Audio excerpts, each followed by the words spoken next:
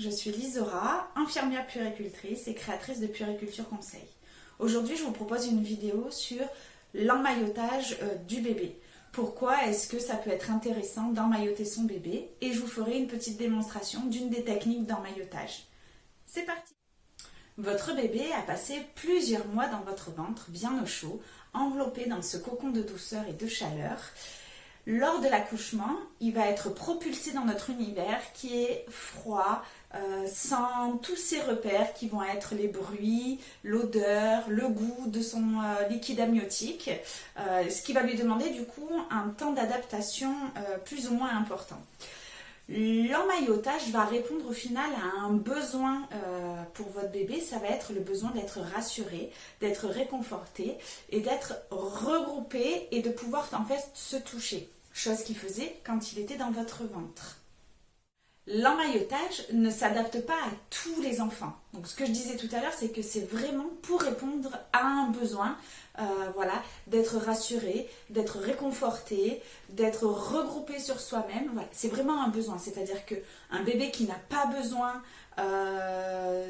qui dort bien, n'a pas besoin d'être donc emmailloté, ce n'est pas la peine de lui proposer donc l'emmaillotage. Par contre, un enfant qui a besoin d'être réconforté, qui demande peut-être beaucoup les bras, chose qui est tout à fait normale, on peut peut-être éventuellement lui proposer l'emmaillotage pour l'endormissement, parce que bien sûr l'emmaillotage n'est pas quelque chose à proposer tout au long de la journée. Hein. L'enfant il a besoin aussi de découvrir ses mouvements, son corps, par la motricité libre et non par d'être contenu. L'emmaillotage, ce n'est pas une contention, ce n'est pas empêcher empêcher votre bébé de bouger. L'emmaillotage, c'est juste lui redonner les repères qu'il avait dans votre ventre. Donc d'être regroupé contre lui et donc de développer un sentiment de sécurité en fait. L'emmaillotage peut être proposé dès la naissance, par exemple lors de la nuit de la Java, bien que l'endroit le plus confortable est contre maman, et il peut se proposer jusqu'à, je dirais, maximum 3 mois. Après, bébé bouge beaucoup, voilà, il va plus avoir besoin d'explorer, et le réflexe de Moro, alors vous avez peut-être remarqué que votre bébé sursautait comme ça au moindre petit bruit ou sur des petites manipulations. Donc ce réflexe de Moro disparaît à peu près, voilà, dans les premières semaines, sur le premier voire le deuxième mois. Donc du coup l'emmaillotage est peut-être un petit peu moins intéressant. Mais c'est vrai que moi je trouve que sur les 3 premiers mois, ça peut être intéressant de proposer à son bébé l'emmaillotage s'il en a besoin. Alors pour le matériel, il n'y a pas besoin d'un grand matériel bien spécifique. Alors il existe certaines marques qui ont créé bien sûr des couvertures d'emmaillotage qui ont un prix plus ou moins élevé. Après vous pouvez tout à fait le faire soit avec un châle, avec un lange. Beaucoup de parents maintenant ont des langes. Il faut que ce soit quand même quelque chose d'assez grand parce qu'on va du coup l'emmitoufler. Et il faut que ça fasse quand même le tour de votre bébé. Donc moi par exemple, j'ai pris un maxi lange, donc qui fait 120 par 120 pour être bien confortable. Alors après c'est sûr que bébé quand il est à la maternité, le lange est peut-être un petit peu grand, mais c'est sûr que quand il grandit, le grand lange est quand même assez confortable. Donc moi ce que je vous conseille, c'est votre lange de le plier en triangle. Ensuite on va voir comment on s'installe. Donc comme vous pouvez le remarquer, j'ai plié donc mon lange en triangle. Donc il est important de bien faire attention à ce qu'il y ait le moins de plis possible pour que ça ne blesse pas la peau de votre bébé. Donc moi je vais faire la démonstration avec ma petite Lou qui bien sûr est un bébé qui ne va pas beaucoup bouger. Alors, hop. Donc, ce côté-ci va venir au niveau de la racine des épaules.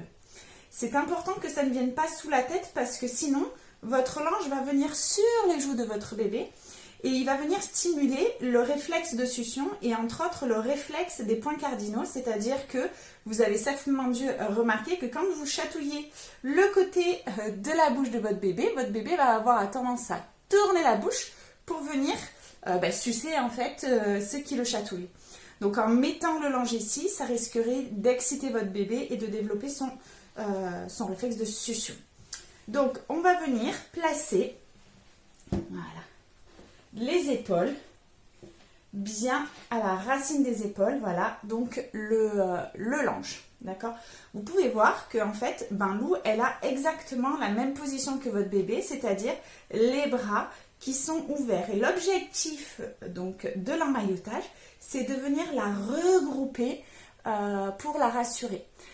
Certains emmaillotages vous disent en fait de l'emmailloter de cette façon-là. Personnellement, je n'aime pas. Je trouve que ce n'est pas physiologique pour l'enfant puisqu'on le voit bien que en fait sa position naturelle c'est dans ce sens-là. Et en plus de ça, l'objectif c'est vraiment, vous voyez, de le mettre dans la position dans laquelle il était dans votre ventre pour le rassurer. Donc le fait d'avoir ses bras contre lui, ça va le rassurer. Donc si vous avez un bébé qui suce son pouce, vous pouvez au moment de l'emmaillotage en fait faire sortir un petit peu les mains pour qu'il puisse assouvir son besoin de succion et sucer son pouce. Ou un bébé qui ne suce pas forcément son pouce mais qui aime mettre ses mains à la bouche, voilà. Vous pouvez du coup l'emmailloter dans cette position-là, donc avec les mains qui sortent légèrement de l'emmaillotage. Sinon, s'il n'a pas de besoin spécifique de sucer ses mains, on va venir plaquer son bras en fait contre lui pour lui rappeler vraiment la position qu'il avait in utero. Et on va venir prendre le linge, on va le passer sur le bras et sous l'aisselle. Alors, il faut que ce soit maintenu, donc serré. Mais attention, ce n'est pas une contention, c'est-à-dire que votre bébé, il faut quand même qu'il puisse avoir la cage thoracique qui puisse être libérée et puis qu'il puisse quand même minimum un petit peu bouger. C'est pas du tout une contention, hein. On va le basculer sur le côté et on va venir faire passer le linge donc dessous et sous les fesses. Hop, voilà. Donc attention au petit pli parce qu'après c'est sous son dos et c'est pas très agréable. Ensuite on va venir à ce niveau là, hop, placer la pointe du linge donc en haut. Je préfère cette technique là, oh pardon excuse-moi Lou, je préfère cette technique-là plutôt que de mettre la pointe en fait sous les fesses et sous le dos parce que bien souvent ça fait un gros paquet, un gros bourrelet qui va être au niveau du dos et au niveau des fesses et c'est je trouve un peu moins confortable pour le bébé. Donc ensuite vérifiez que vous pouvez voir que bébé il a encore de la place pour les pieds, ce qui veut dire que s'il veut bouger, plier et tendre ses jambes, il a tout à fait la possibilité de le faire. Ensuite, on va venir amener la deuxième main contre son thorax et venir prendre la deuxième partie donc, du linge. Hop, je fais attention à ne pas lui mettre sur la joue pour ne pas stimuler son réflexe de succion. Hop là. Et on va venir l'emmitoufler, l'enrouler. Hop, je te roule sur le côté. Expliquez bien à votre bébé ce que vous faites, ça le rassurera aussi.